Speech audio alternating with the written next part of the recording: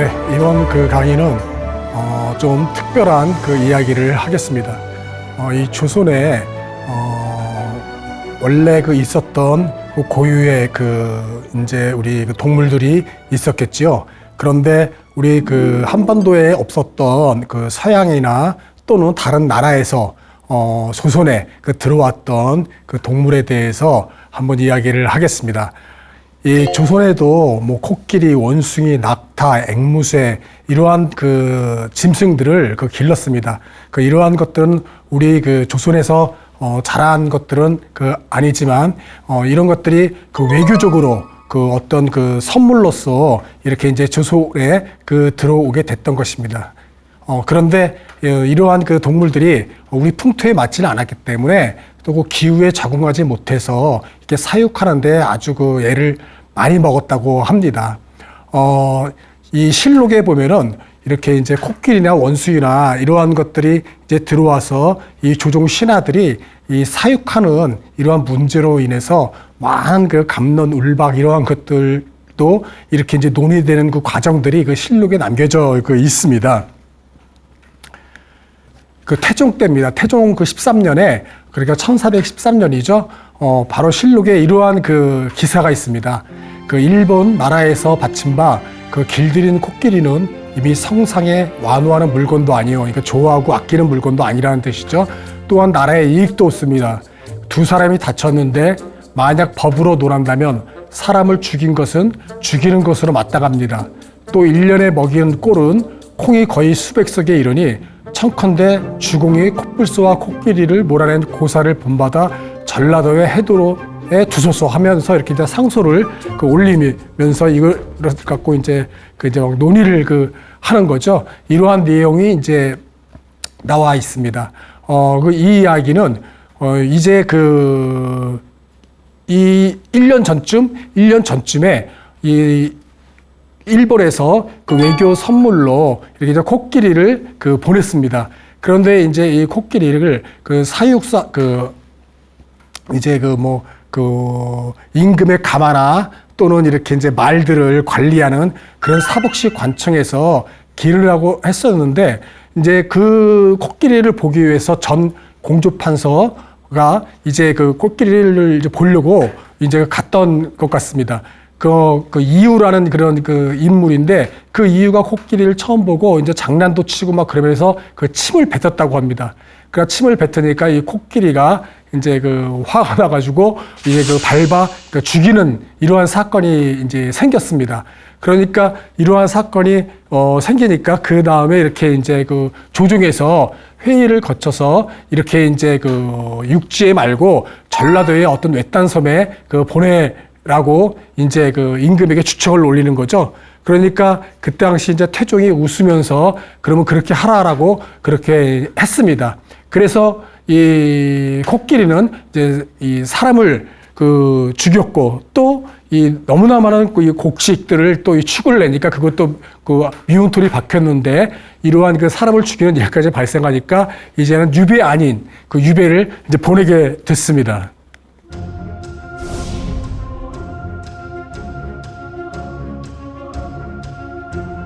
이제 전라도 순천에 있는 장도라는 외딴 섬에 이제 가게 됐습니다. 그랬는데 이 코끼리가 이 섬에 이제 가두어서 거기서 스스로 이제 풀을 먹고 그렇게 이제 살게 놔뒀었는데 이 코끼리가 이 풀을 먹지 않고 또 사람 몸은 눈물을 흘린다는 이러한 전라도 관찰사에 이러한 이제 또 이 장계가 이제 올라왔습니다.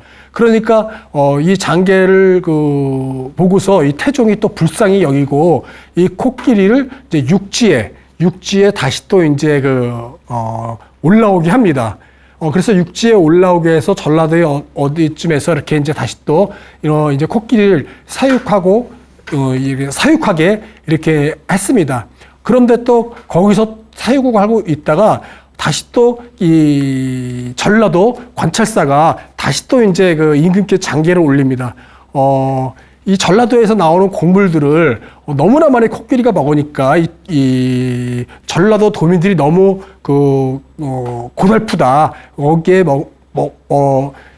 식량을 대느라고 정말 등골 빠진다 하면서 이렇게 이제 어려움을, 민원을 이제 막 말했던 것이었죠. 그러니까 관찰사가 이제 장계를 올려서 이제 이 코끼리를 전라도 말고 또 이렇게 충청도, 경상도 이렇게 이제 돌아가면서 키우게 해달라라고 하는 이제 또 이제 장계를 올리게 되는 것이죠.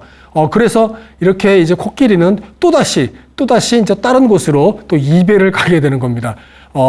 이번에는 그래서 충청도에 이제 공주로 이렇게 이제 옮겨지게 됐습니다. 그 충청도 공주로 옮겨졌는데 그때 당시는 이제 또 세종 한 2년 정도 됐습니다. 1년, 2년 정도 됐죠. 이렇게 이제 충청도 공주로 유배를 갔었는데 또 한 번 코끼리가 거기서 이제 사고를 쳤습니다. 자기를 사육하는 그 노비를 또 이제 밟아 죽이는 일이 또 세종 2년에 또 생긴 겁니다.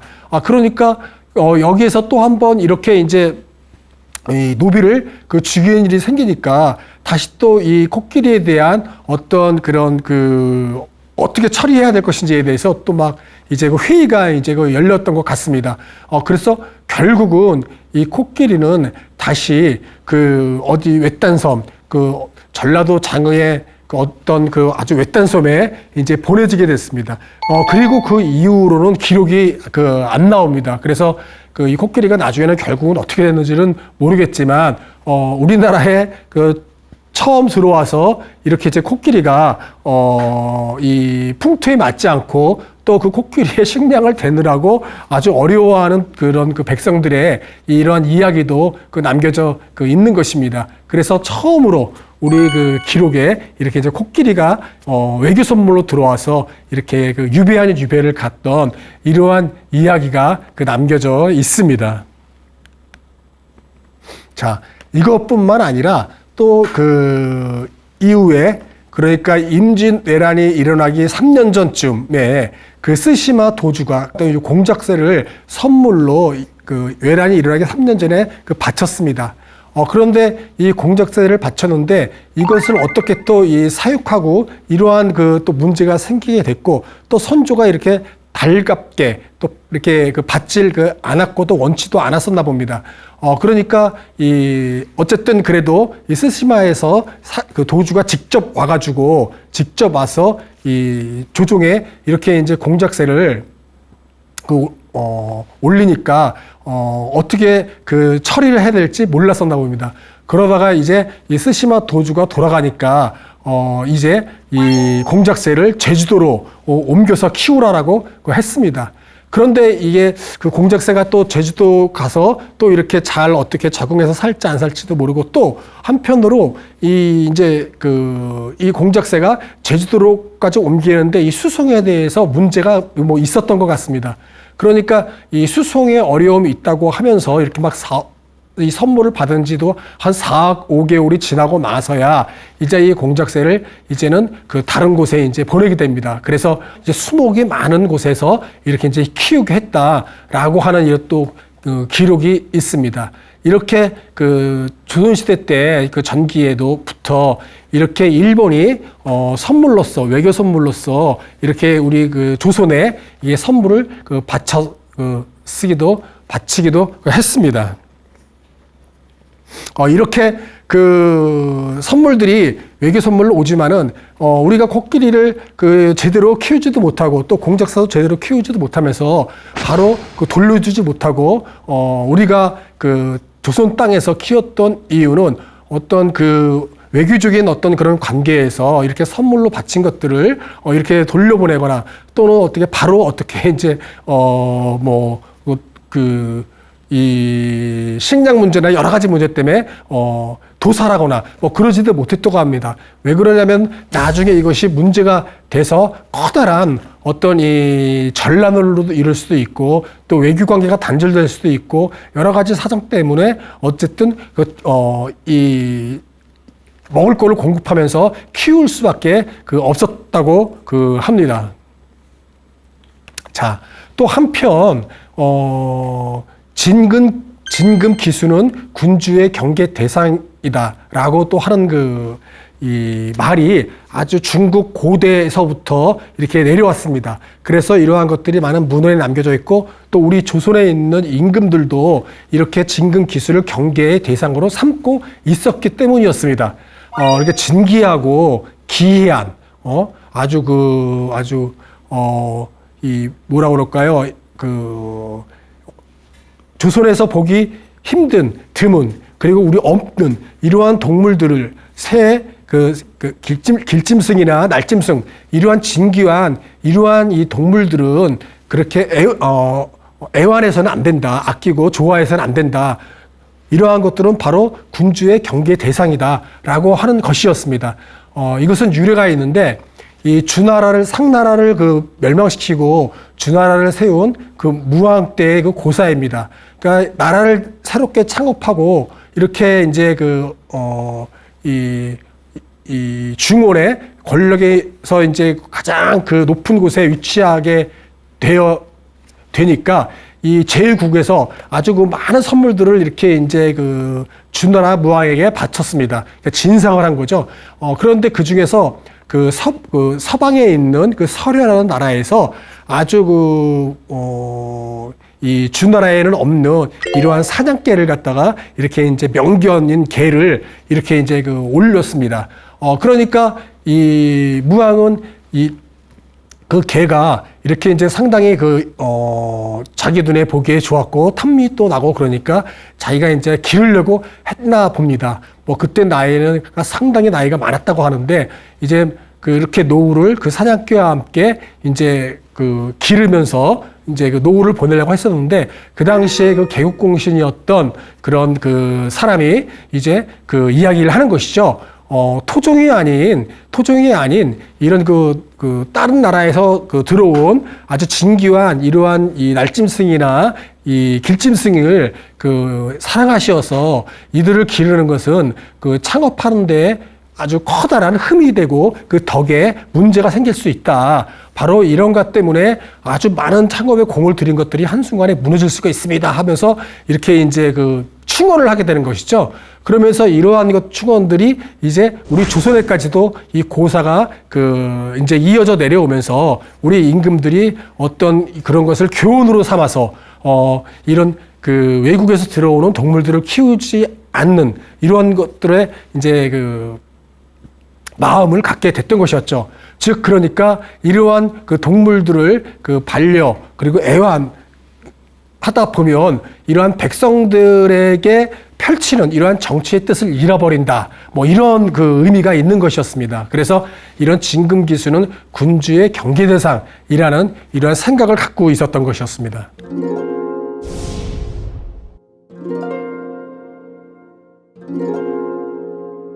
이 고려 때 있었던 일입니다. 그러니까 태조 때죠. 고려를 창업한 이런 태조 때 이 거란에서 낙타를 이제 선물로 보냈습니다. 이 사절단 한 30명과 그리고 낙타 50마리가 이제 고려로 들어왔습니다. 그런데 고려에 들어왔는데 태조 왕건이 왜 그랬는지 모르겠는데 이 사절단 이 30명을 이 절도로 그러니까 이 육지에서 끊어진 섬으로 유배를 보냅니다. 그리고 이 낙타를 성도에 있는 어떤 만부교라는 다리 밑에서 묶어놓고 공물을 안 주고 굶겨 죽였습니다. 그러니까 그렇게 해서 이 낙타가 이제 죽게 된 거죠. 그러니까 이 거란에서 봤을 때는 상당히 이 고려가 이제 눈에 가시가 됐겠죠. 그리고 자기들이 정성을 들인 이런 낙타의 선물과 자기들의 사신들을 그렇게 대우했기 때문에 이제 문제가 커다랗게 생겼던 것입니다. 그래서 나중에 왜 그렇게 태조가 이렇게 사절단을 유배 보내고 또 낙타를 굶겨 죽였는지에 대해서 고려사에서 또 이렇게 이제 기록에 나와 있기도 합니다. 이 태조가 또 이렇게 말했다고 해요. 이 거란은 자기들끼리 이 발해와 동맹을 맺고 이렇게 화친하면서 지내다가 하루아침에 거란을 발해를 멸망시킨 나라다. 그래서 언제 또 거란이 우리를 등 돌릴지 모르기 때문에 화친할 수 없다. 그러니까 앞으로 거란이라는 이러한 나라는 이제 상종을 하지 말아라 하면서 이렇게 이제 기록에 나와 있고요. 그러나 거란은 신흥 강국으로서 상당히 발해 땅과 또 만주 지역과 그쪽을 아주 그냥 다 땅을 차지해서 아주 커다랗게 세력을 넓히고 있었던 것이었죠. 그렇기 때문에 거란이 이 80년대 그리고 1000년대, 1010년대 막 이렇게 세 차례에 걸쳐서 이 고려를 침략하는 일이 생겼던 것이었죠. 그래서 이러한 역사를 이 조선도 알고 있었기 때문에 이러한 것을 다시 한번 밟지 않기 위해서 이렇게 다른 나라에서 원치 않았지만 이러한 동물들이 들어왔을 때 함부로 하지 못하고 이렇게 식량을 공급하면서 사육을 했던 것입니다. 이 낙타가 아주 상당한 고가였다고 해요. 쌀로 환산하면 90가마 정도 되는 흑마포 60필 정도 되는, 그리고 흑마포 60필을 쌀로 환산하면 한 90가마 되는 아주 엄청난 가격대였었다고 합니다. 그리고 또 앵무새도 이렇게 선물로 많이 들어왔었는데, 앵무새도 명주로 한 1000여 필 정도 되는 이런 아주 상당한 고가였대요. 그래서 그때 당시에 우리나라에 없었던 이런 동물들이 수입이나 또 선물로 오는 이러한 이 동물들이 아주 고가이기도 했었다고 합니다. 자, 또 이제 이 성종 때 있었던 일입니다. 이 성종 때에 이 유구국, 그러니까 현재 오키나와를 이야기하는 거죠. 거기 유구국에서 원숭이를 진상했습니다. 그러니까 원숭이를 진상하니까 사복시에서 서박시 관청에서 이제 성종에게 이제 보고를 하는 겁니다. 이 원숭이가 너무 이제 추위를 타니까 사람들이 입는 옷을 입히고 또 흙집도 지어 주어야 되겠습니다 하면서 이제 성종에게 이제 주청을 하는 것이죠. 그러니까 성종이 이제 그렇게 하라고 했던 것입니다. 그러니까 조정에 있는 대신들이 그 이야기를 듣고 아주 반대를 했던 것입니다. 이 반대를 했던 이유는 뭐냐면은 원숭이라는 거는 이 상서롭지 못한 동물입니다 하면서, 원숭이가 옷 한 벌 입는 옷이라면 우리 백성들이 추위에 떨고 있는 한 사람이 옷을 해줄 수가 있습니다 하면서 절대 원숭이에게 이런 집과 옷 같은 거를 해줘서는 안 됩니다 하면서 이렇게 아주 강력하게 반대를 했었다고 합니다. 그러니까 성종이 그러면 원숭이는 추워서 얼어 죽으라는 얘기냐 하면서 이렇게 또 이제 막 성종이 이야기를 했습니다. 그러니까 어떤 성종의 이 동물을 사랑하는 마음, 그리고 이 신하들이 백성을 사랑하는 마음, 이러한 것들이 이제 보여주는 하나의 또 사례이기도 했습니다. 이렇게 유국에서 이 사신을 통해서 이렇게 이제 원숭이를 보냈던 이야기가 또 이렇게 좀 구체적으로 나왔던 때가 또 이 성종이기도 합니다. 자, 이것뿐만 아니라 또 연산군 때도 또 이렇게 이제 원숭이를 보냈습니다.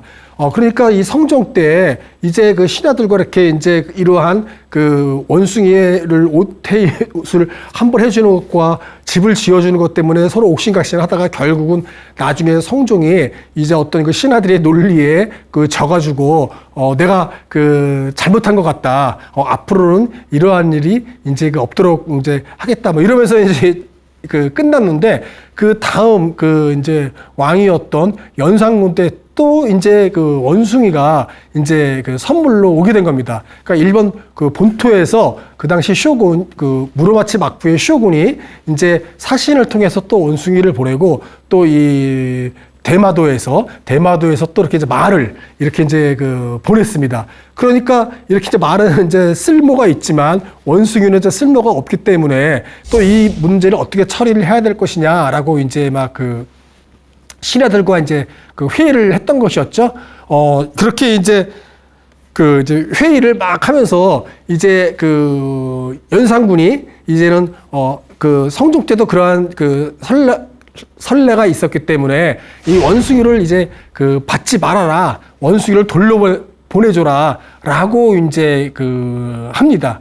그러니까 다시 신하들과 그리고 이제 또 연산군이 이렇게 이제 회의를 하는 또 이제 장면이 또 이제 실록에 있습니다.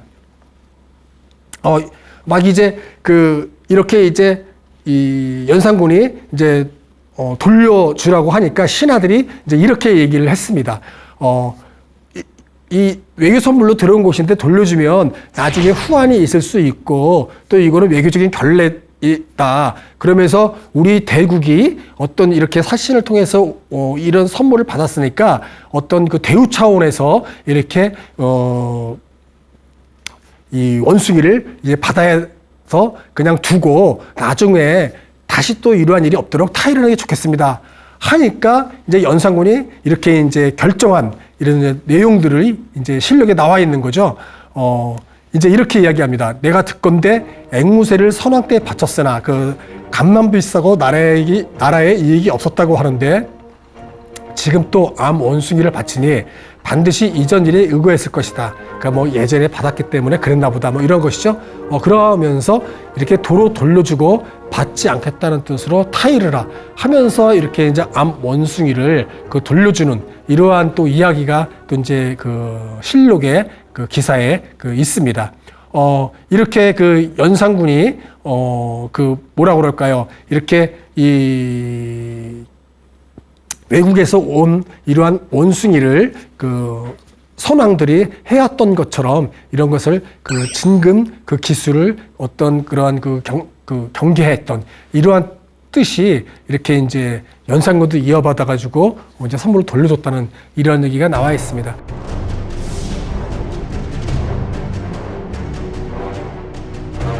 이렇게 원숭이나 또 낙타나 또는 뭐 이렇게 앵무새나 이렇게 이제 동물들이 이렇게 진귀한 것들이 이제 들어와서 선물로도 들어왔지만은 또 한편으로는 이렇게 이제 수입품으로 해서도 여러 동물들이 들어왔습니다. 이렇게 들어와 가지고 이제는 조선에서도 이렇게 이제 동물들을 길렀던 것이었죠. 이렇게 이제 선물이나 이 수입으로 사와서 또는 외국 사신들을 따라갔다가 상인들이 사오긴 이런 것들 이외에도 또 이렇게 재밌는 이러한 또 이 내용들이 또 이 사료에도 있습니다. 특이한 이런 내용이 또 하나 있는데 이것은 외군과 싸운 원숭이들의 이야기입니다. 그러니까 이렇게 여러 가지 책들 중에서 이 조선을 원숭이가 구했다. 이렇게 이제 과장해서 표현하면서 이제 원숭이의 기병대 들의 이야기들이 나옵니다. 그러니까 이 정유재란 때이지요. 정유재란 그러니까 우리가 이제 임진왜란이라고 1592년에 일어나서 1597년에 정유재란까지 합쳐서 우리가 임진왜란이라고 얘기하지만 이제 연도로 따져가지고 1597년에 일어난 것을 또 정유재란이라고도 이야기합니다. 그래서 이 정유재란 때에 다시 2차 왜군이 이제 우리나라를 침략하게 되는 것이죠. 그래서 뭐 남원, 전주, 뭐 공주까지 그냥 막 이렇게 북상해서 이렇게 이제 조선을 또 한 번 짓밟는 일이 있었습니다. 그러니까 명나라에서 10만 대군이 이제 조선이 이제 구원병을 요청해가지고 명나라 장수 양호가 이렇게 이제 대군을 이끌고 이렇게 우리나라로 이제 들어오게 됩니다. 그래서 이제 평양을 거쳐가지고 뭐 이렇게 이제 평택까지 이렇게 내려오게 되는 것이죠. 이렇게 해서 내려오고 또 이 왜군들은 계속해서 이제 북상을 했던 것입니다. 이렇게 이제 해가지고 이 충청도의 지금의 천안이죠. 거기서 예전에는 거기를 직산이라고 불렀는데 직산 전투가 벌어집니다. 그래서 직산에서 어떤 이러한 전투가 벌어지는 것들이 이제 이렇게 이제 뭐 글이나 또는 이 그림으로 이렇게 이제 묘사되어 있는 게 나오는 겁니다. 자, 이거는 이제 택리지라는 책인데 이중환이 영조 때 편찬한 책입니다. 그러니까 이중환이 유배를 갔다가 돌아와서 평생을 죽을 때까지 이렇게 이제 전국을 국토를 다니면서 국토에 대한 역사, 지리 그리고 백성들의 주거지에 대한 이야기 이런 것들을 쓴 책인데 여기에 이제 기록이 나와 있습니다. 어떻게 나와 있냐면요. 원숭이들이 말에 올라 채찍질을 가하여 적진에 돌진했다. 외적들은 사람같이만 사람이 아닌 원숭이를 보고는 어리둥절하여 진구를 멈추고 멍하니 바라만 보았다. 거리가 가까워지자 원숭이들은 즉시 말에서 내려 진중으로 돌입했다. 외적들이 원숭이들을 잡아주기로 했지만 몸을 요조리리 잘 피했다. 이러한 기사가 이렇게 이제 택리지에 남겨져 있던 것이었죠. 이중환이 쓴 택리지에 이러한 글만 있는 것이 아니라 또 여러 군데에 이렇게 글들이 남아있던 것이에요. 그러니까 또 이 정조 때 실학자 연암 박지원이 쓴 이런 책에도 이 면함집에도 또 이 원숭이 기병대기가 나옵니다. 그래서 조선을 구한 명나라의 장수 양호에 대해서 이제 이러한 재문을 짓기 위해서 이렇게 내용들을 책에다가 이제 남겼던 것이었죠. 그러면서 뭐 이렇게 직산에서 벌어진 이런 전투들, 뭐 명나라 철갑 기병대가 무찔렀다. 원숭이가 적진에 들어가가지고 해집고 다녔다. 막 이러한 것들이 좀 나오기도 했습니다. 이러한 것뿐만 아니라 또 연료실기술이라는 이긍익이 쓴 연료실기술이라는 책에도 또 원숭이 기병대기가 나옵니다. 그러니까 원숭이들이 맨 앞에 활과 화살을 차고 말에 올라가지고 맨 앞에 선두에 서서 군대를 이끌고 왜군들을 선봉에 서서 뛰어들어갔다. 그러면서 원숭이들이 적군의 말에 올라타가지고 말 고삐를 풀어 헤쳤다. 그래서 이 진지가 흐트러져가지고 명나라 철갑 기병대가 거기를 치고 들어가가지고 이 적군들의 시체가 아주 질비하고 산처럼 쌓여있다. 뭐 이런 내용들이 또 연료실기술에 이렇게 나와 있는 것이죠. 그래서 이런 것을 봤을 때 정말로 이렇게 원숭이들이 어떻게 전투를 했는지는 모르겠지만은 활약했던 이러한 내용들은 사실처럼 지금까지도 이렇게 우리에게 전해져 오고 있는 것이죠.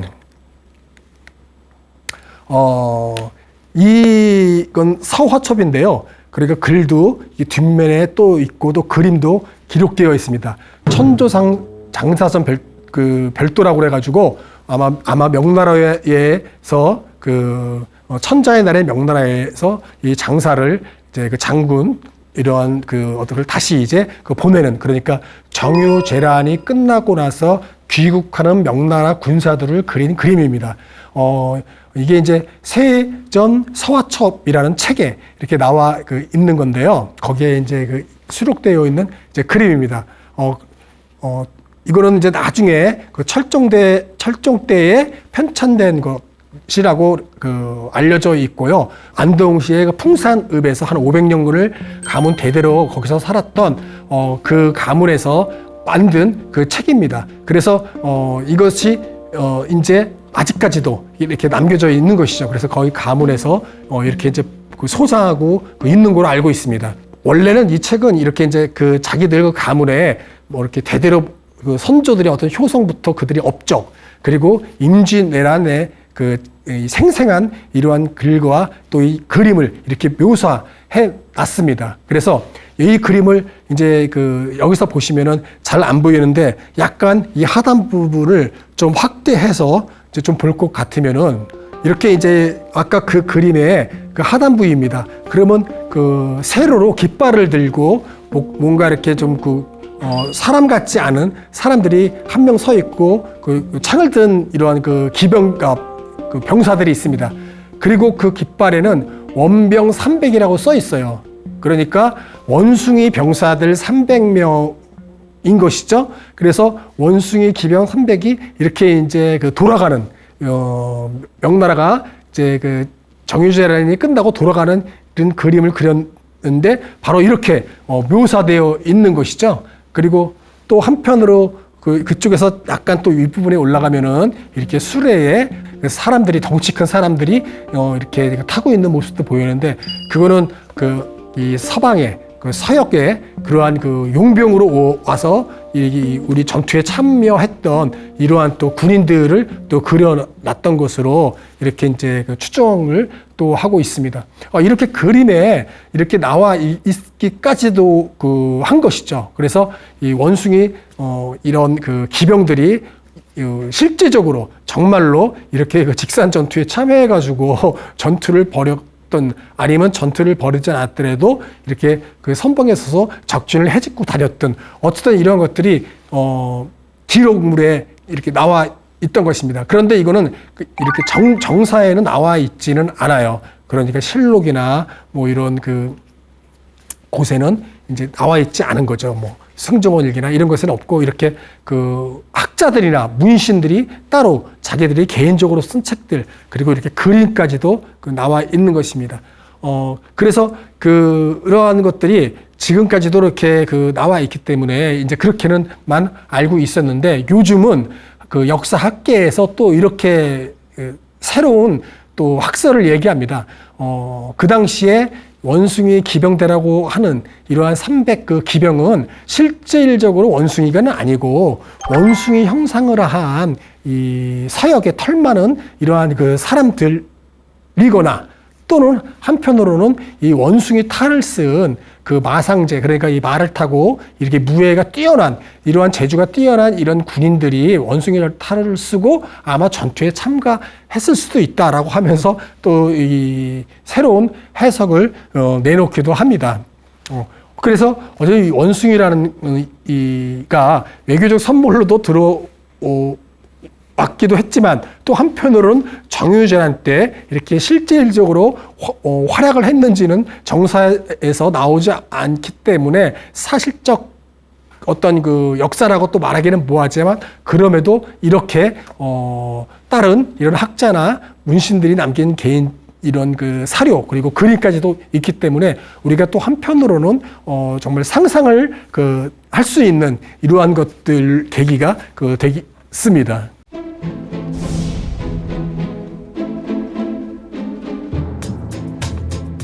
이렇게 또 한편으로는 원숭이는 아무 죄 없는 자기의 본능에 충실한 그냥 동물인데 그 선물로 왔다가 되돌려지기도 하고요. 또 우리나라를 구원하러 온 전투 병으로서 또 활약을 했다는 이야기도 있고요. 또 한편 또 이 원숭이는 우리 조선에서는 외모 폄훼의 대상이기도 했습니다. 그러니까 원숭이 형상을 상당히 폄훼했던 것이었죠. 그러니까 이 원숭이가 사람을 닮았다고 해가지고 아마 조롱을 받았던 것 같습니다. 우리 이 통신사로 이제 일본에 갔던 사람들이 이제 돌아와서 했던 이야기가 이렇게 이제 실록에 남아 있습니다. 그러니까 정사 황윤길과 부사 김성일이 이제 일본에 갔다가 이제 돌아와서 이제 선조가 이렇게 물어봅니다. 이 풍신 수길의 히데요시의 용모는 어떠냐, 이렇게 이제 물어보니까 이제 대답하는 거죠. 이렇게 대답을 했는데, 이 정사 황윤길은 용모가 상당히 담이 있고 지학이 있어 보입니다. 또 눈빛도 아주 반짝반짝 초롱초롱 했습니다라고 얘기합니다. 그러니까 뭐 겁이 없고 용기가 있는 기운이 넘쳐나고 그리고 아주 지략도 뛰어나고 막 이렇게 아주 그냥 상당히 높이 평가를 했던 것이었죠. 그런데 이 부사 김성일은 어떻게 평가를 했냐면은 이제 뭐 이렇게 평가를 했던 것이었죠. 수길의 용모는 왜소하고 못생겼으며 얼굴은 검고 주름져 원숭이 형상이었다. 눈은 쑥 들어갔으나 동자가 빛나 막 사람을 이제 이렇게 이제 이야기를 했습니다. 그래서 쥐와 원숭이 같이 생겼다라고 이제 부사라는 얘기를 했습니다.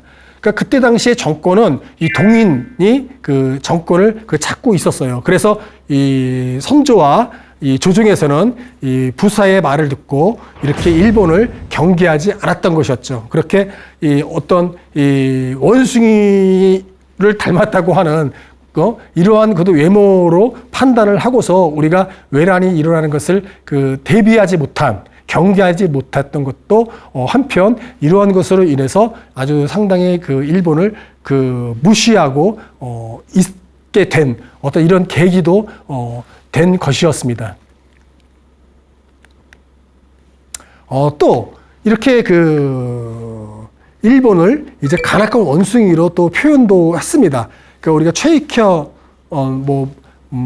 머리를 자를지언정 상투는 자를 수 없다, 뭐 이런 이야기를 남겼던 분이시죠. 이 최익현은 그러니까 이 을사늑약이 일어나기 1년 전, 그러니까 1904년이죠. 1904년에 이 대궐 앞에서 상투를 풀고 무릎을 꿇고 거기서 상소를 올리면서 일본 화폐 차관을 받으면 절대 안 됩니다 하면서 이렇게 막 외쳤던 것이었죠. 그래서 고종은 그때 당시 최익현이가 72살이었는데 그 노구로 계속해서 궁궐에서 엎드려 있으니까 이제 민망해서 였는지 이렇게 이제 최익현을 이제 막 달래고 그래서 이제 돌려 이제 보내기도 막 했습니다. 그러면서 결국 그 최익현은 그 전북 퇴인인가요? 거기에서 이제 의병을 모집해서 그 의병 운동을 일으키게 되는 것이죠. 이렇게 하다가 그 다음 해에 이제 거기에서 잡혀가지고 이제 대마도로 유배를 가게 되는 것이죠. 그래서 대마도로 유배를 가서 거기에서 이제 사망하게 됩니다. 그러니까 그 대마도에서 주는 음식도 적이 주는 음식이라고 해서 단식을 하고 나중에는 결국은 병이 들어서 죽게 된 그 사람이 이제 그 최익현이라는 그 인물이었습니다. 그 인물도 일본을 이렇게 간악한 간교한 원숭이로 이렇게 또 얘기를 했고요. 그리고 이현노라고 이 수양대군은 이제 또 자기가 이제 단종을 몰아내고 정권을 찬탈하기 위해서 그러한 이제 어떤 이런 역적무의를 하고 막 그럴 때 이현노는 안평정군의 편에 있었기 때문에 이 계유정난이 일어났을 때 계유정난이 일어나가지고 난이 일어났을 때 수양대군의 안평대군 자기의 형제죠. 셋째 동생인가 아주 차명을 시켜버립니다. 그럴 때 단종실록에 나왔던 거를 또 보면은 이현노도 이 원숭이 같이 꾀부리는 아주 간교한 역적이라고 나오고 또 세조 때 이시해가 또 난을 일으킵니다. 난을 일으키니까 또 이시해 난을 진압하고 나서 나중에 이러한 조정에서 영의정 심해 같은 사람은 이시해도 아주 간교한 이러한 역적으로 이제 묘사를 합니다. 그러면서 멧돼지처럼 날뛰어가지고 결국은 아주 자기 꾀에 넘어간 그리고 이 원숭이 같이 아주 흉악한 사특한 놈입니다 하면서 가지고 그냥 이야기하는 장면들이 있습니다. 그러니까 이렇게 원숭이는 아무런 그런 해를 끼치는 일도 없지만은 아무래도 우리 유교 국가에서는 원숭이를 이 사람과 같이 닮은 이러한 동물을 조금 첨대하고 아주 음흉한 이러한 짐승, 아주 간사한 짐승으로 이렇게 대했던 것 같습니다. 그렇게 원숭이는 상당히 자기는 아무러한 이러한 잘못이 없었지만 그렇게 외모적인 이러한 모습을 갖고 평가받았던 이 동물이기도 했습니다. 그래서였었는지 아주 원숭이는 이런 선물이나 이러한 것들로 왔을 때도 이렇게 아주 진기한 이러한 동물로 대접받지 못했던 이런 짐승이었기도 했습니다.